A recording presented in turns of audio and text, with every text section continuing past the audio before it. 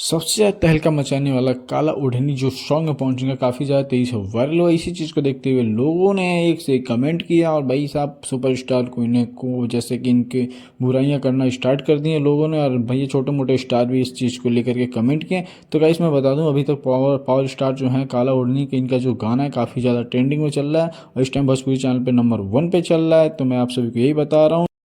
तो भाई साहब मैं बता दूं जैसे कि बॉलीवुड में भी एंट्री मार चुके थे पवन सिंह, उसी के साथ ही ये अभी भी बॉलीवुड में इनको मिल रहा है काफ़ी सारा मौका बॉलीवुड में इन्हें काम करने का। और उसी के साथ ही इन्होंने अभी जो अपना ये गाना लाया है पवन सिंह ने जैसे कि काला ओढ़नी, ये जो गाना है काफ़ी ज़्यादा बवाल मचा दिया है भोजपुरी इंडस्ट्री में। इस चीज़ को लेकर के काफ़ी ज़्यादा जो छोटे से बड़े स्टार हैं वो भी कमेंट कर रहे हैं, पवन सिंह को बोल रहे हैं कि भाई ये आई क्या निकाल दिए, अभी आप देखें नहीं मेरा गाना आएगा वगैरह वगैरह बहुत कुछ बोले जा रहे हैं। लेकिन गाइस इन लोगों से कोई फर्क नहीं पड़ता पवन सिंह को, और पवन सिंह पावर स्टार हैं। और इसी चीज़ के साथ जो है पवन सिंह काफ़ी ज़्यादा ऊपर लेवल पे जा रहे हैं, क्योंकि जितना लोग चर्चा करेंगे, जितने वो कहावत है ना, हाथी चलते बाजार में तो कुत्ते भोंकते हैं, जब कुत्ते भोंकते हैं तो हाथी कोई फर्क पड़ता नहीं है, हाथी तो भैया अपना रास्ता ही देखेगी, वो जा रही है कुत्ते भोंक रहे हैं। तो उससे ज़्यादा और क्या है कि पवन सिंह को और ज़्यादा समझ में आ रहा है कि हाँ मैं ऊंचे लेवल पे जा रहा हूँ, इन लोगों को प्रॉब्लम है, मुझे ये काम करते ही रहना चाहिए। अब पवन सिंह इसी चीज़ को देखते हुए